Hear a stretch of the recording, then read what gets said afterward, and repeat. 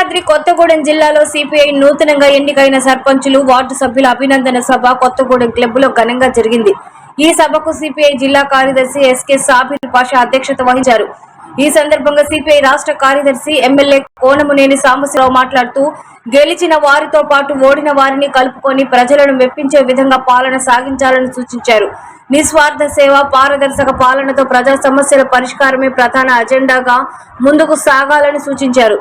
గ్రామ పంచాయతీ ఎన్నికల్లో ఒంటరిగా పోటీ చేసి అనూహ్య విజయాలు సాధించిన సిపిఐ ఓట్ల శాతం పరంగాను మేజర్ పంచాయతీల గెలుపులోనూ అగ్రస్థానంలో నిలిచిందని ఆయన పేర్కొన్నారు।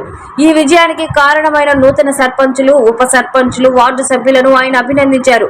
అనంతరం సిపిఐ జిల్లా కార్యదర్శి ఎస్కే సాబిర్ పాషా మాట్లాడుతూ సిపిఐ శత వసంతాల ముగింపు సందర్భంగా నిర్వహించనున్న భారీ బహిరంగ సభను జయప్రదం చేయాలని పిలుపునిచ్చారు। సుమారు 5 లక్షల మందితో నిర్వహించనున్న ఈ బహిరంగ సభ విజయానికి ప్రతి ఒక్కరూ బాధ్యత తీసుకోవాలని కోరారు।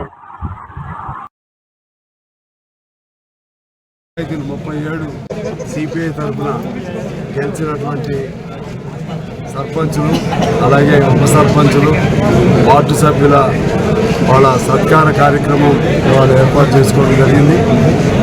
దాదాపు 50 పంచాయతీల్లో జిల్లాలో గెలవడం జరిగింది। అందులో ఒక 40 పంచాయతీలు 37 మా డైరెక్ట్గా గెలిచినాయి। ఒక 3-4 ఇంకా 3-4 పంచాయతీలు మా స్నేహితులుగా గెలిచి వాళ్ళు కూడా సిపిఐలోకి వస్తూ ఉన్నారు।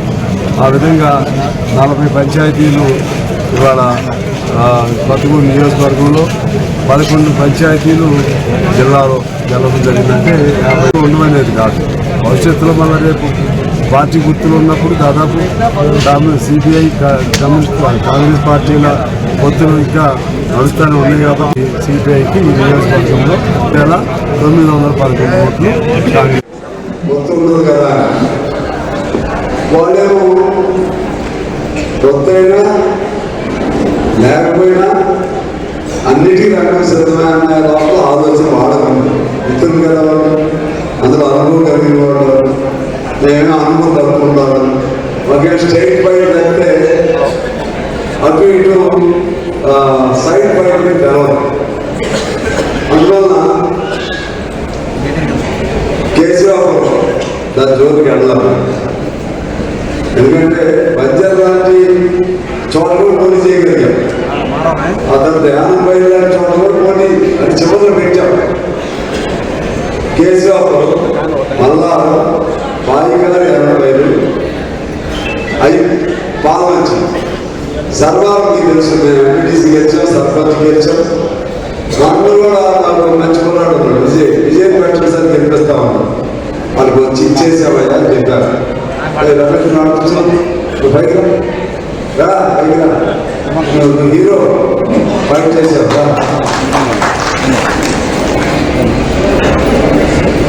అది మిగిలినాడు కాదని కాదు, ఆయన ప్రత్యేక పరిస్థితి। అయితే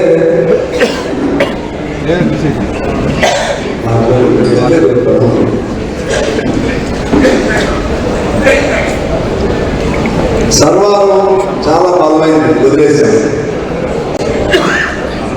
శంకరపాలెం సిపిఎం వదిలేశారు, సిపిఎం వచ్చారు।